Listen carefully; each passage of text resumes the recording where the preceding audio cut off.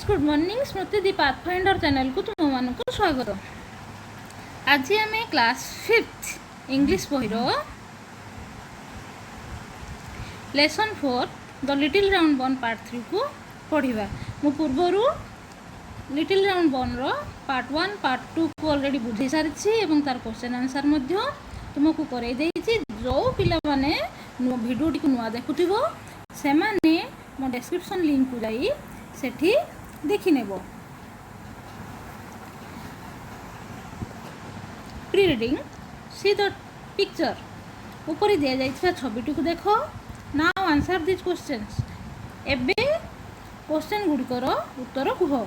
Who did the bun meet in this part of the story. एही जो गल्पटी तुम पढ़ा जाउछो एही गपरे पिठाटी काहाकू भेटिछि। एटा कहार छवि गोटे श्रृगालर छवि। Will he be able to run away or the fox will eat him up. से दौड़ी जो श्रृगाल ठारू दौड़ी जीवार सक्षम होइछि कि किंबा फॉक्स ताऊ खाई देइछि। एबे पढ़िबा आउ देखिबा कोन हेइछि। एही गपटी रे आमे गपटी को पढ़ी जानिबा। ताले मैं एबे टेक्स्ट को पढ़ी दउछि। पढ़ी सारला परे तुमको टेक्स्ट रे थिबा अननोन वर्ड्स गुड़िकर मीनिंग कहीदेवी तुम मैंने लिखि नब। बर्तमान टेक्स्ट को पढ़ुची मन दे शुण। By and by the little round bun met a fox. एमिति से जो छोट पिठाटी गड़ी चालू चालू गोटे श्रृगाल को देखिला। Stop little round bun said the fox. श्रृगालटी कौन कहला ना हे छोट पिठा तू बंद हो जा। I am going to eat you up. मु तुमको खाइबा को जाउछि। Don't do that said the bun. पिठाटी कौन कहला ना सेपरी कर नाही। I am going to sing you a little song. मु गोटे छोट गीत गाइबा को जाउछि। And he sang the song. तापरे से कौन कला ना से गीतटी गाइला। दी फॉक्स सेड। श्रृगाल कहला oh what a pretty little song. कि सुंदर गीत। Only I am afraid. मु टिके डरी जाइथिली। I don't hear well. मु डरी जाइथिली तो जेहेतु डरी जाइथिली मु भल कि सुनी पारिनी। मते गीतटी भल भाबरे शुभा जाइनी। Do hop on to my nose pretty one.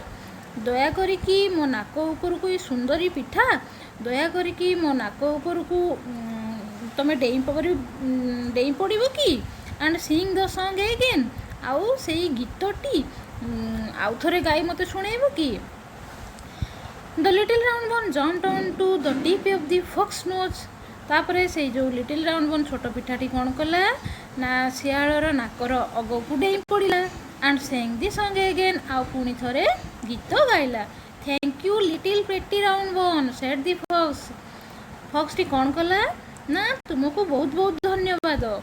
It's a lovely song in it. वास्तव में गोटे बहुत सुंदर गीत। Do hop on to my tongue and sing it once again for the last time. तुम्हें मोर जीभ उपर को डेई पड़ो कि आउ से गीतटी पुणी थरे शेष थर पुणी थरे गाइब कि। Little round bun jumped on to the fox tongue. Little से जो छोट पिठाटी कौन कला ना फॉक्स रो जीभ उपर को डेई पड़िला। एंड स्नैप हठात करिकी दी फॉक्स सालोड। से जो डेई पड़ला सांगे सांग टिके भी डेरी न करिकी श्रृगालटी कौन कला ताको ढोकी देला गिळी देला। And it was the last. आउ सेटा तार शेष थिला। No one saw the little round bun ever after. तापरे केही भी से छोट पिठा को देखी नाहंती।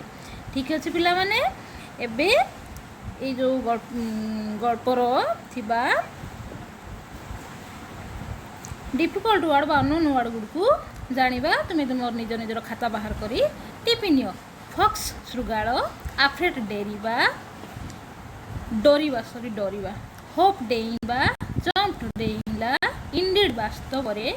सालोड सालोर पास्ट हैला सालोड। गिळी देला। प्रेटी सुंदर। हियर सुनिबा। अगेन आउ थरे। लवली सुंदर। स्नैप हठात।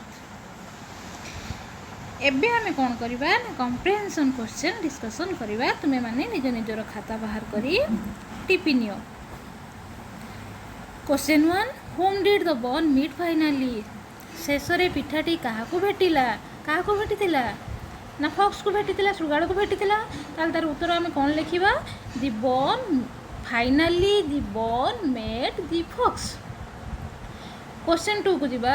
The bone sang the song to the fox, but the fox said that he couldn't hear well. Is it true or is he telling a lie? कौन कहला question प्रथमे बुझिबा. The bone sang the song to the fox. से जो छोट पिठाटी ଶୃଗାଳ ପାଇଁ ଗୀତ ବୋଲିଲା. But the fox said that, କିନ୍ତୁ ଶୃଗାଳଟି କ'ଣ କହିଲା? ହି କୁଡଣ୍ଟ ହିଅର୍ ୱେଲ୍, ସେ ଭଲ ଭାବରେ ଶୁଣିପାରୁନି. ଇଜ୍ ଇଟ୍ ଟ୍ରୁ, ସେଇଟା ସତ ଥିଲା କି? Or is he telling a lie, ସେଇଟା ସତ ଥିଲା ନା ସେ ମିଛ କହୁଥିଲା? ତାହେଲେ ଆନ୍ସର୍ ଆର କ'ଣ ହେବ? ଲେଖିନିଅ. The bun sang the song to the fox, but the fox said that he couldn't hear well. No, it is not true. He is telling a lie because he wanted to eat the bun. Question 3 को जिबा. The fox told a lie. Why? ଶୃଗାଳଟି ଗୋଟେ ମିଛ କହିଲା. କାହିଁକି? ତାର ଉତ୍ତର କାହିଁକି? ସେ ଖାଇବାକୁ ପିଠାଟିକୁ ଖାଇବାକୁ ଚାହୁଁଥିଲା, ସେଥିପାଇଁ ସେ ମିଛ କହିଲା. ତେଣୁ ତାର ଆନ୍ସର୍ କ'ଣ ହେବ? The fox told a lie because he wanted to eat the bun. Did the bun know that the fox told a lie? Say why? ପିଠାଟି ଜାଣିଥିଲା କି ଶୃଗାଳ ମିଛ କହୁଛି ବୋଲି? କାରଣ କ'ଣ? ପିଠାଟି ଜାଣିଥିଲା କି? ପିଠାଟି ଜାଣିନଥିଲା, ତେଣୁ ତାର ଉତ୍ତର କ'ଣ ହେବ? No, the bun did not know that the fox told a lie because na the bone was very simple and innocent. It did not understand the pretension of the fox. bonଟା ପିଠାଟି ବହୁତ ସିମ୍ପଲ୍ ଥିଲା, ବହୁତ ସରଳ ଥିଲା. ସେ ଯେଉଁ ଶୃଗାଳର ଛଳନା ଭରା କଥାକୁ ବୁଝିପାରି ନଥିଲା. ହେଲା, ତାର ଆନ୍ସର୍ କ'ଣ ଲେଖିବା? Because the bone was very simple and innocent, it did not understand the pretension of the fox. Question 5 को जिबा. Why did the fox say, sing it once again for the last time? କ'ଣ ପାଇଁ ପିଠାଟି କହିଥିଲା ଯେ ଗୋଟେ ଥର ପାଇଁ, ଶେଷ ଥର ପାଇଁ ଆଉ ଥରେ ଗାଅ? କ'ଣ ପାଇଁ କହିଥିଲା? Question 5. The fox said that sing it once again for the last time because if the bone of the tongue of the fox, then he will eat it up. ଯଦି ପିଠାଟି ତାର ଜିଭ ଉପରକୁ ଡେଇଁ ପଡ଼ିବ, ତାହେଲେ ସେ ନିଶ୍ଚିତ ଭାବରେ ତାକୁ ଖାଇଦେବ. ସେଥିପାଇଁ ସେ କହିଥିଲା. ତେଣୁ ତାର ଆନ୍ସର୍ ଲେଖିବା କ'ଣ? If the bone of the tongue of the fox, then he will eat it up. So the fox said that sing it once again for the last time. Question 6 को जिबा. What does snap mean? snap ର ଅର୍ଥ କ'ଣ? Why is it all in capitals? ଏଇ ଯେଉଁ ସ୍ନାପ୍ର ପ୍ରତି letter ଗୁଡ଼ିକ କ'ଣ ପାଇଁ କ୍ୟାପିଟାଲ୍ ଲେଟର୍ ଲେଖାଯାଇଛି? ତାର ଉତ୍ତର କ'ଣ ଲେଖିବା?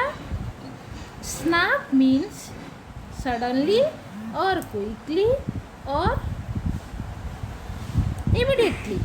ତୁମେମାନେ ଏଇ ତିନିଟା ୱାର୍ଡ଼ରୁ ଯାହା ବି ଲେଖିପାର, କାହିଁକିନା ସ୍ନାପ୍ର ମିନ୍ସ ହଠାତ୍ କରିକି. ତାପରେ କ'ଣ ଦେଇଥିଲା? Why is it all in capitals? ତାର ଆନ୍ସର୍ ହେଲା it is all in capitals because it highlights the end of the bun. ଏଇଟା ପିଠାର ଶେଷ ମୁହୂର୍ତ୍ତ ଥିଲା, ସେଥିପାଇଁ ଏଇଟା ସବୁଗୁଡ଼ିକ ଲେଟର୍ କ୍ୟାପିଟାଲ୍ରେ ଲେଖାଯାଇଛି. ତାପରେ ଆମେ ସିଜନ୍ 2 କୁ ଯିବା. ସିଜନ୍ 2ର B କୁ ଦେଖ. Your teacher will read aloud the paragraph 3. You listen to him or her and fill in the gaps. କ'ଣ କହିଲେ? ନା ତଳେ ଯେଉଁ ଦିଆଯାଇଛି, ସେ ଯେଉଁ ଶୂନ୍ୟ ସ୍ଥାନ ଗୁଡ଼ିକ ଦିଆଯାଇଛି, ଆମେ ସେଗୁଡ଼ିକ ଫିଲ୍ଅପ୍ କରିବା. The fox shared dash a pretty little dash. The fox shared, oh what? The pretty little song.